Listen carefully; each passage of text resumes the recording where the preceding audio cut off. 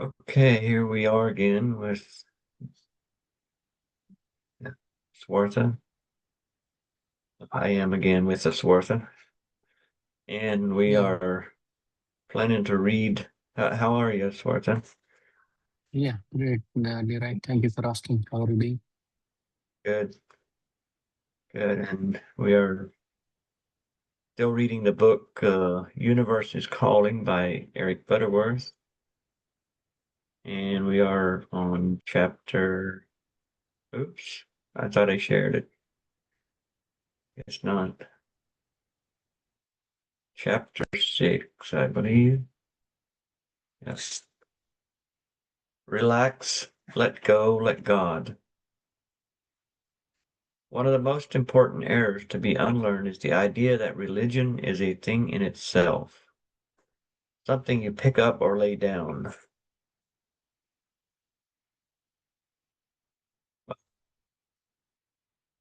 Still seeing the book? Yes, Leroy.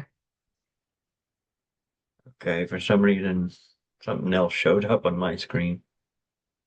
Okay, No, it's good. okay, good.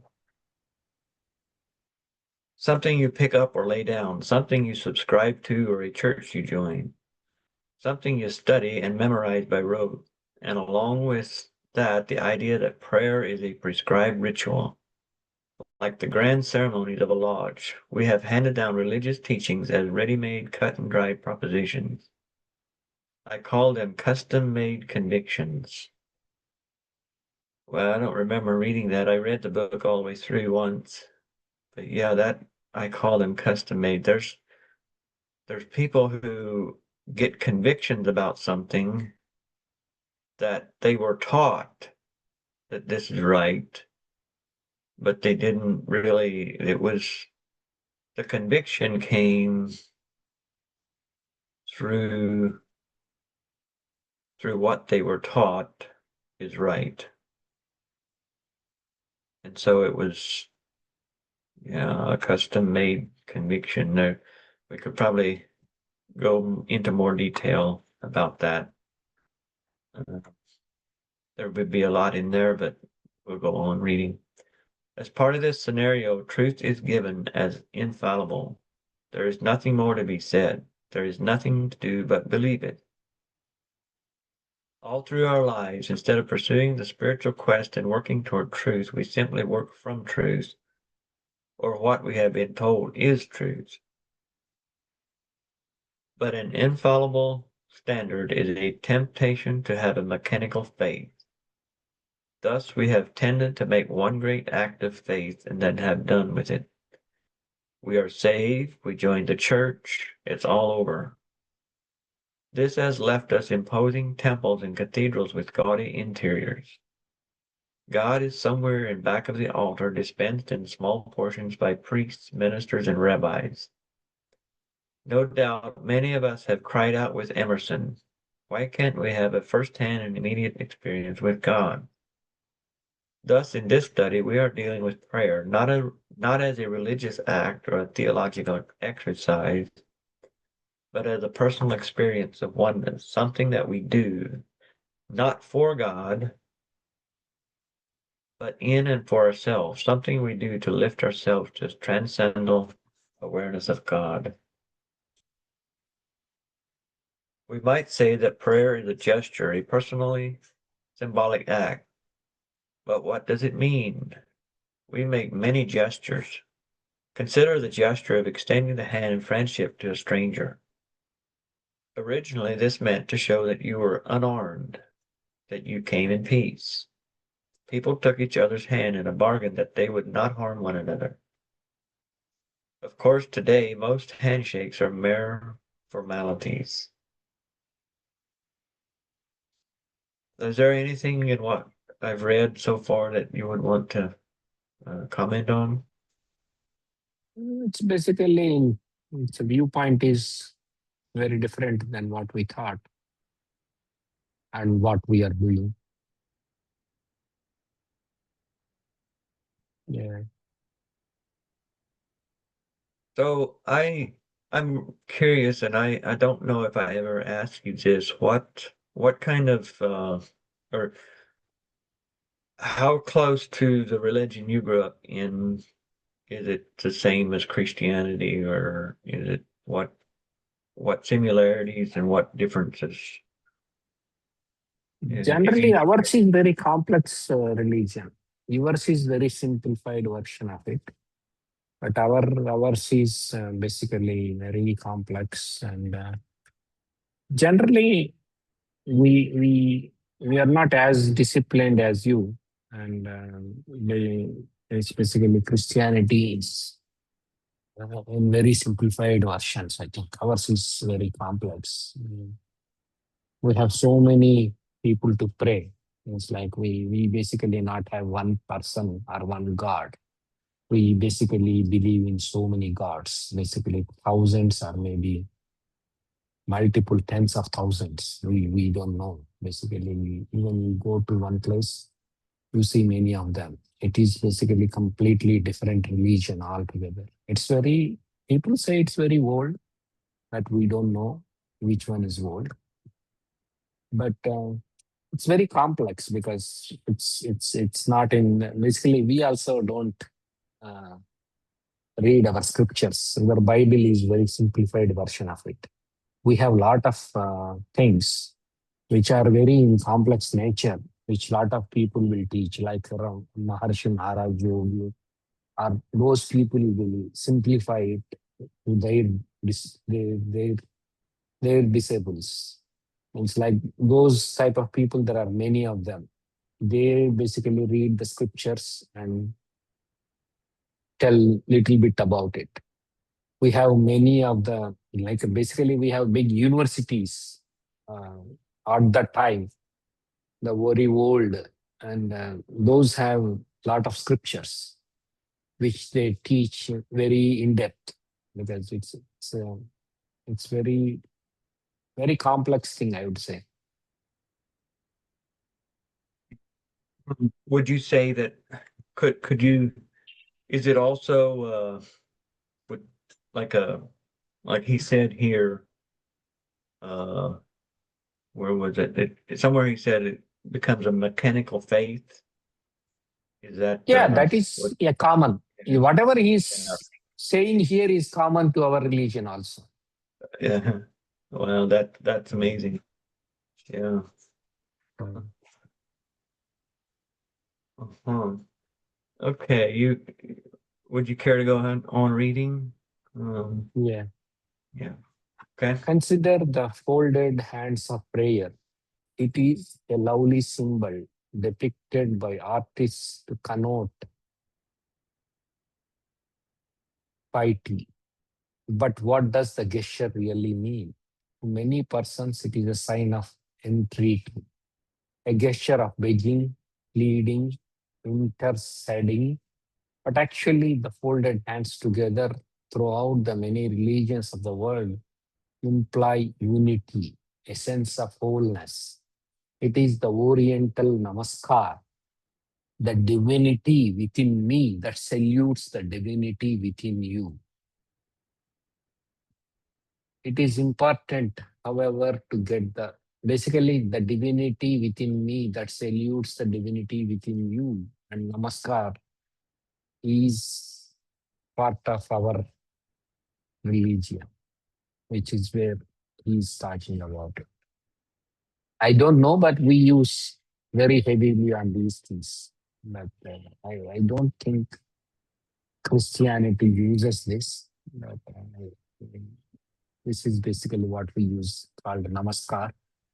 And basically, the meaning is the divinity within me salutes the divinity within me. Mhm. That Yeah. is the ancient word. But for us, it's like a praying. Basically, this is basically a lot of people teach like this. But for us, what they taught is like folded hands means like we are praying to God, we are pleading, or begging, whatever you say, whatever he's saying in the top portion, like begging, pleading, interceding, and all those things.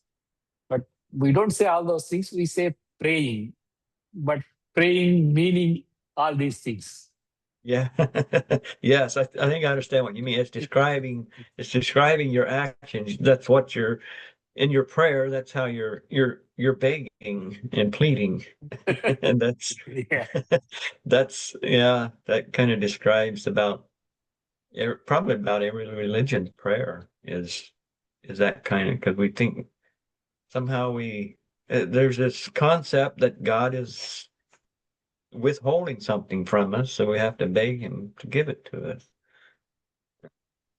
So, Mm. and yeah, the word I don't know how you Namaskar. pronounce it. Namaskar. Namaskar. I Mm. yeah. So since I'm here at NHI, I've heard people use namaste. Is that is that a does that mean the Yeah, same thing? same Yeah. thing. Okay. This is But yeah, we very polite word, but we say namaste. uh, Some people say namaskar. It depends on the person, but a lot of people say namaste.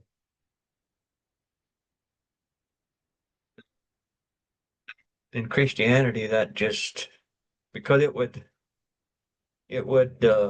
take away the if you would do that, it would take away the divinity of Jesus himself if we would say that to each other. So we have to hold on to, or Christians think they have to hold on to the idea that Jesus is divine, we are not.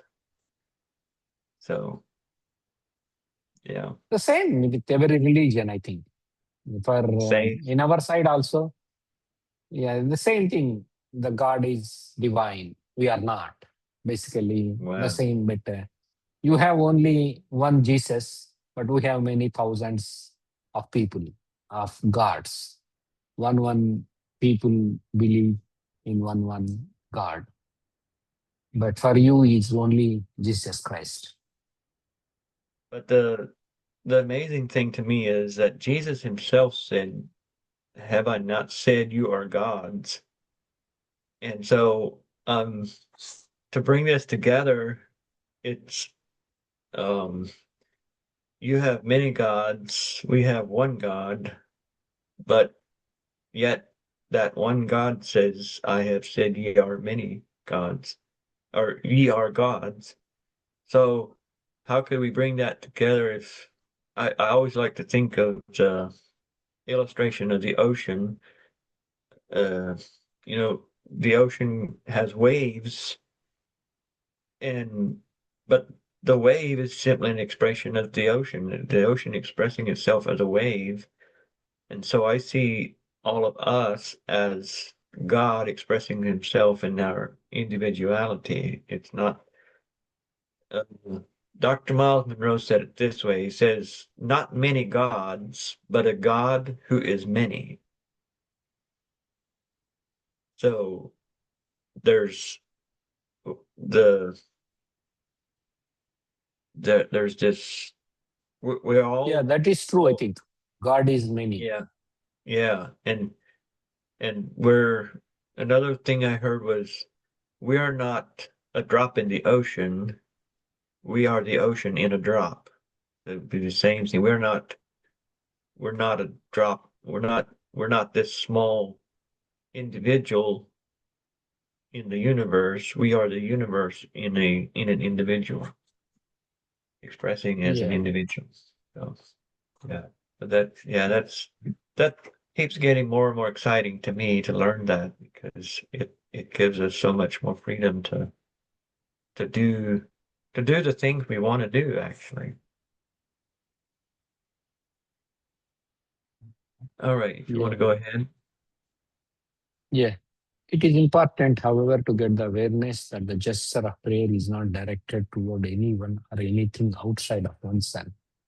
To repeat, prayer is not something you do for God. Your words are not for God's ears. Your gestures are not for his eyes. Your Father knoweth what things you have need of before you ask him. In the gesture, the words, the form, whatever else your prayer involves, you are seeking to your You are seeking to realize your wholeness, your transcendence.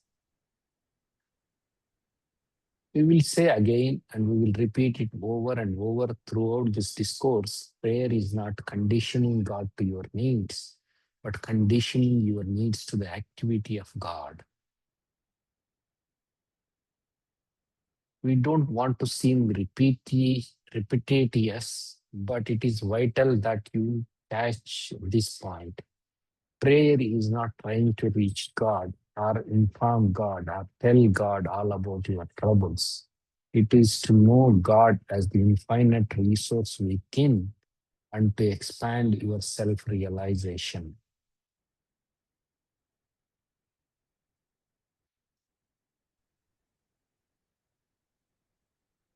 Yeah, well, we will say again and we will repeat it over and over.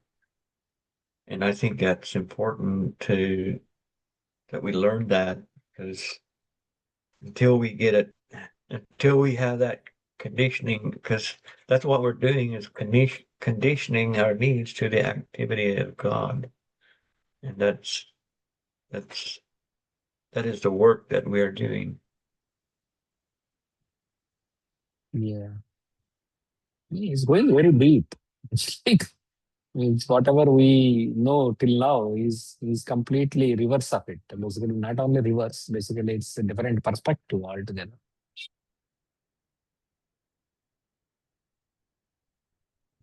Yeah.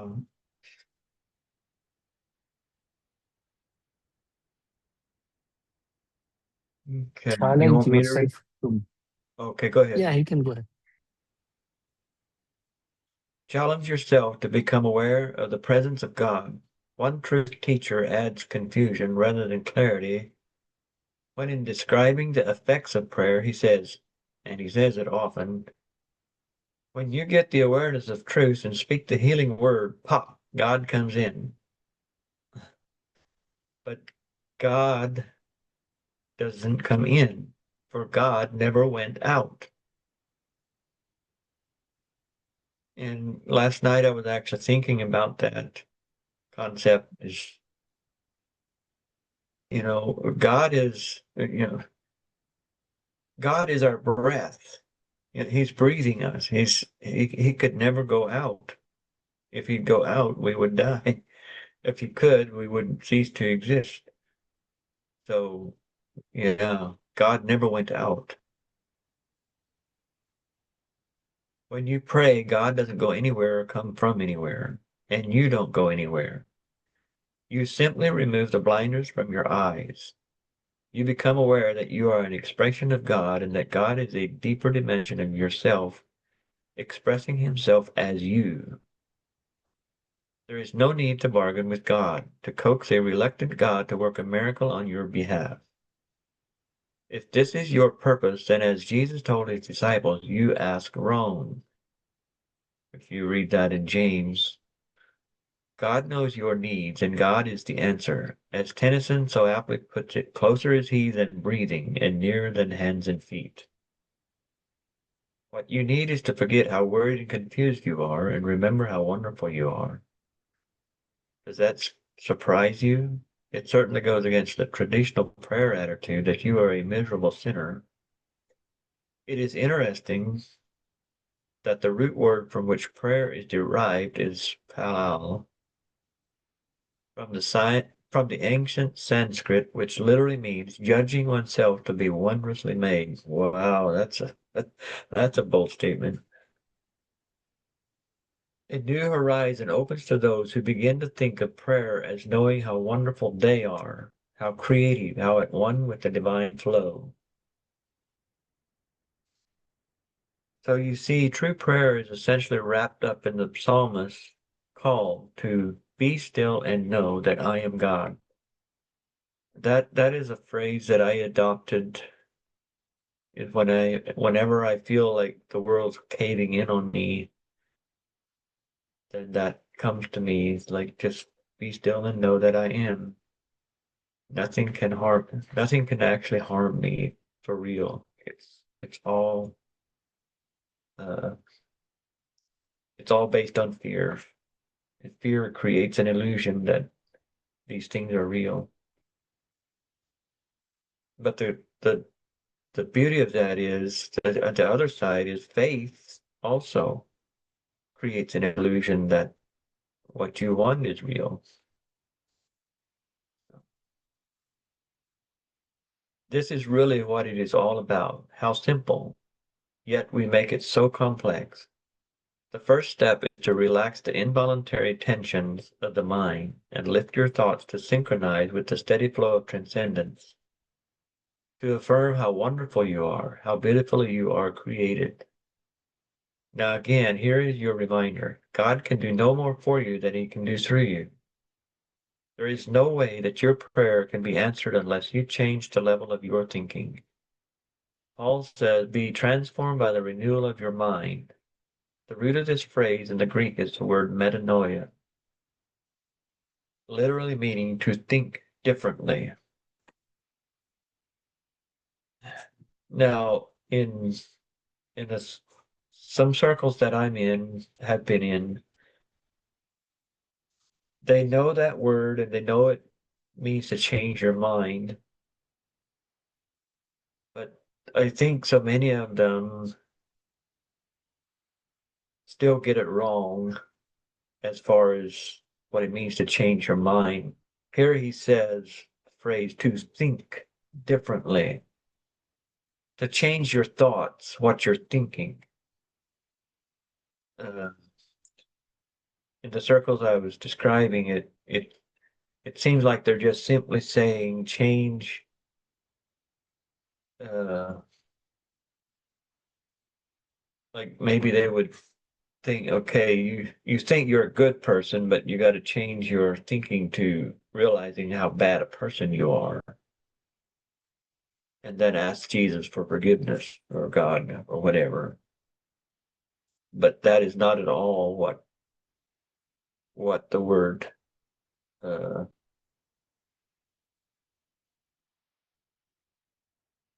okay, that it's actually, I think metanoia. I'm wondering, oh, now I'm curious because I thought metanoia, I just now, I think that comes from the word, or where the word repent comes from. But now he's saying that this is the same thing. So repent would be to think higher thoughts, come up to a higher level instead of thinking of yourself as being less than. In short, if you want to be healthy, you must stop thinking of yourself as sick. If you want to be prosperous and successful, you must renounce the practice of thinking of yourself as a failure. Do you have any comments or thoughts on that? Yeah, it's basically, yeah, it's it's saying basically whatever you want, you have to think in the terms. Basically, not what is the actual state. I think. Wish fulfilled or whatever it is. It's basically Neville Goddard says,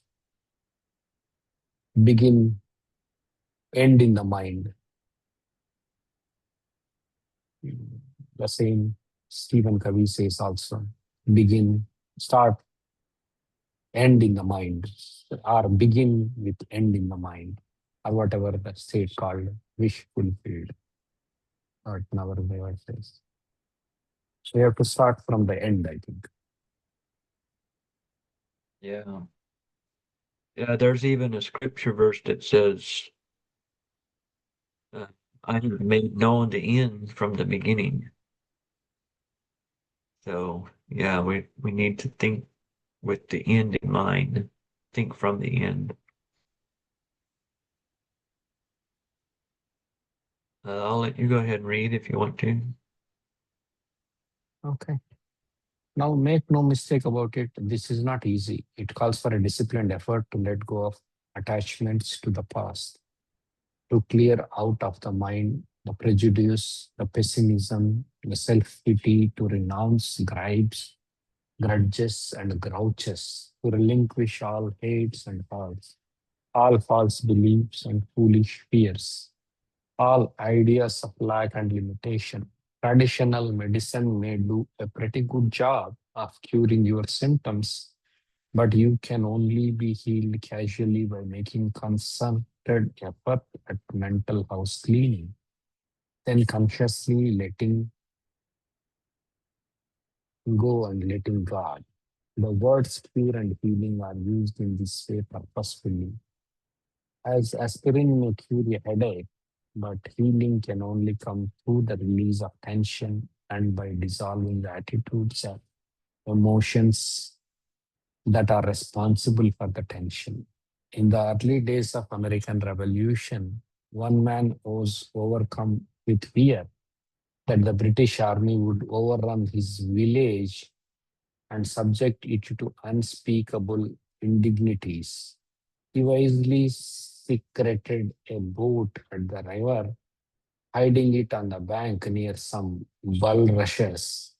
And one night he heard the frantic cry, "The British are coming." According to his carefully formulated plan, he dashed out of his house, ran to the river, and jumped into his boat. There seemed to be a strong current, but he rowed confidently, feeling smug about his preparedness. It was dark and foggy night. He rowed all night until exhaustion set in. Then, as the sun rose and the fog lifted, he suddenly became aware that he was right where he had started, for he had forgotten to cut the boat free from its mooring.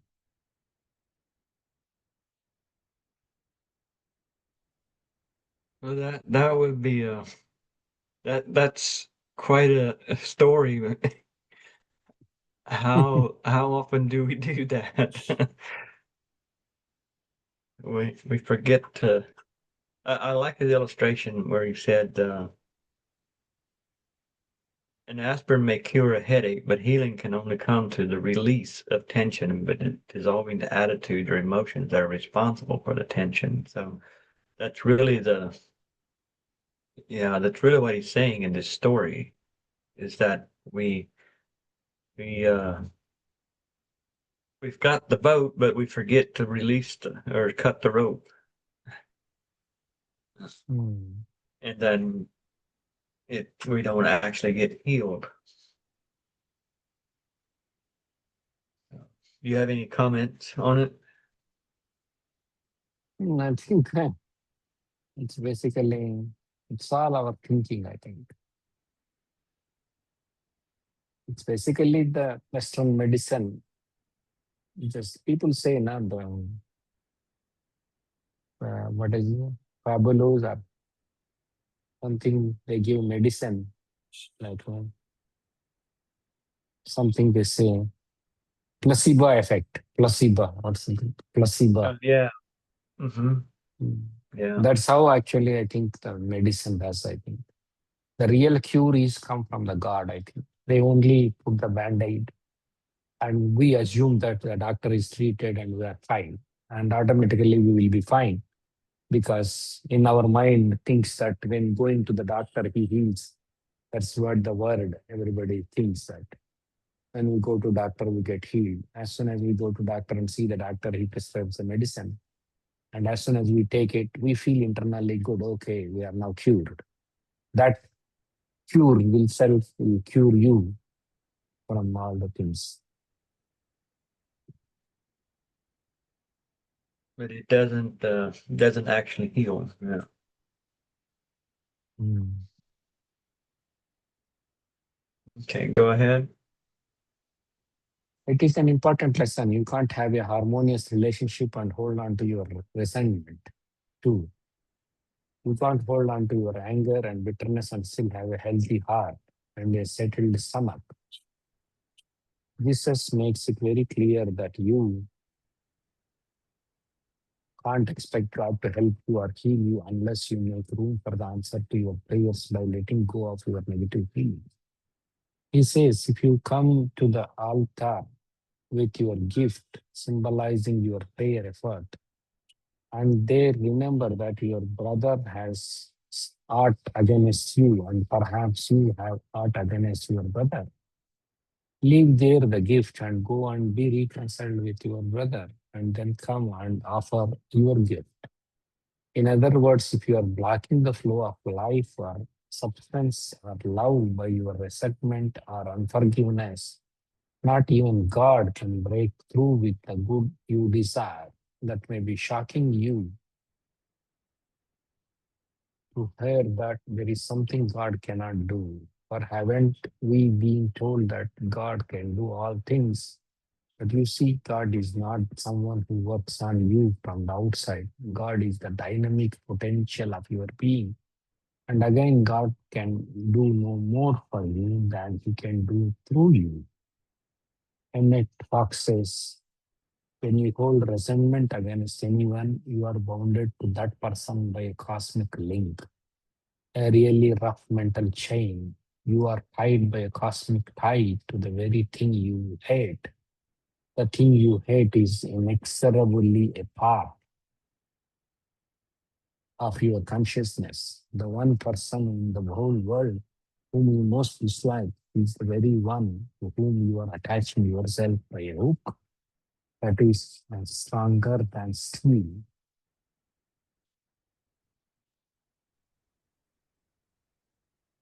For words, there isn't. Mm.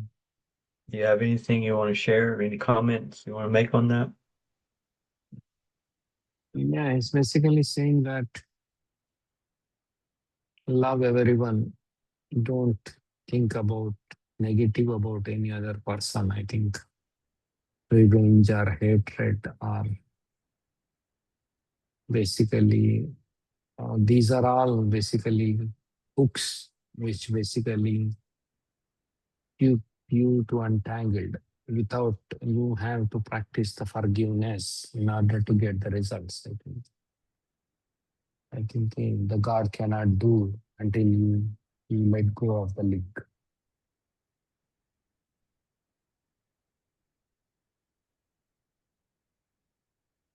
Yeah, so it's a I don't know. It's a really many people say they have forgiven or they love everybody, but yet in my own experience, I guess I should say, I thought I did, and yet I felt trapped. I felt bound by something that I couldn't explain. So, and it's that's what I've said before. It's this work is not for the faint of heart because it demands, and yeah, I don't want to get into a lot of it here, but it demands a different kind of discipline Mm. that that is not that the average thinking person or the average person who doesn't think, maybe I should say, most people don't really think.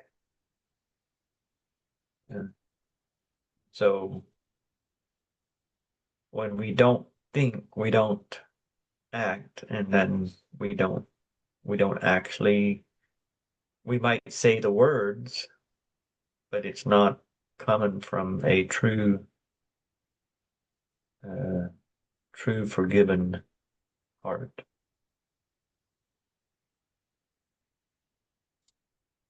Okay, I think we'll read, or I'm not sure how long this.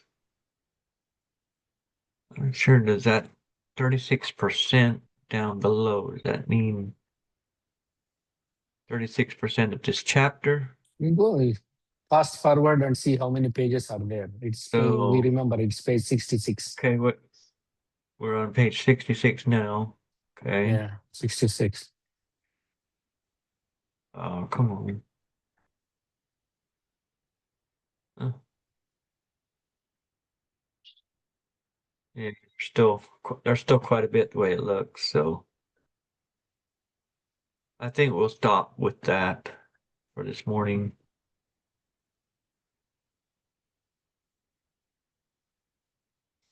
All right, thank you, Swartha, and I will Thank you, Lira. see you on our next call. Yeah. See.